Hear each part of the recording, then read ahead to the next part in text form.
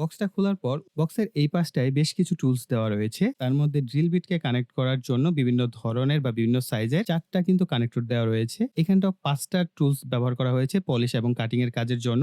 আর এখানে ছোট্ট আরেকটা বক্স দেওয়া হয়েছে। আর এর মধ্যে ৪ সাইজের ৪ টি ড্রিল বিট রয়েছে। আর এখানে একটি কাটিং টুল সম্ভবত এটা দিয়ে লোহা কাটা যায়। তো এটার জন্য এটা ব্যবহার করতে হয়। আর এটার সাথে একটি অ্যাডাপ্টার দেওয়া হয়েছে ১২ ভোল্ট ১ অ্যাম্পিয়ারের। এখানে আপনারা ইনপুট দিতে পারবেন ১০০ থেকে ২৪০ ভোল্ট, ৫০ থেকে ৬০ হার্টজ ১.৫ অ্যাম্পিয়ার। একটি চাবি দেওয়া হয়েছে। এই চাবিটির সাহায্যে মূলত আপনার ড্রিল বিটের যে মাথাগুলো আছে সেগুলোকে টাইট বা লুজ করা যায় বা পরিবর্তন করতে হলে এটার সাহায্যে আপনি পরিবর্তন করতে পারবেন। এই হচ্ছে আমাদের ড্রিল মেশিনটি। ড্রিল মেশিনে বেশ ভালো মানের প্লাস্টিক ব্যবহার করা হয়েছে।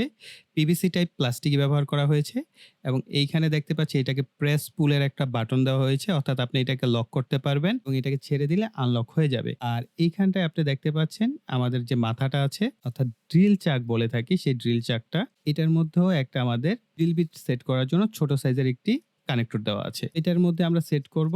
আর এটা কনভিনিয়েন্ট হচ্ছে এইখানে যেহেতু সুইচটা দেওয়া হয়েছে, আপনি কলমের মতো করে হাতে ধরে এটাকে প্রেস অন এবং অফ করতে পারবেন। আর পিছনের দিকে যে অ্যাডাপ্টারটা কানেকশনের সেটা সকেট রয়েছে। এই ড্রিল বিটটি কিন্তু আসলে ওয়্যারলেস না। এখানে কোনো ব্যাটারি ব্যবহার করা হয় নাই। আপনি যখনই ব্যবহার করবেন আপনাকে অবশ্যই অ্যাডাপ্টারটি ব্যবহার করতে হবে।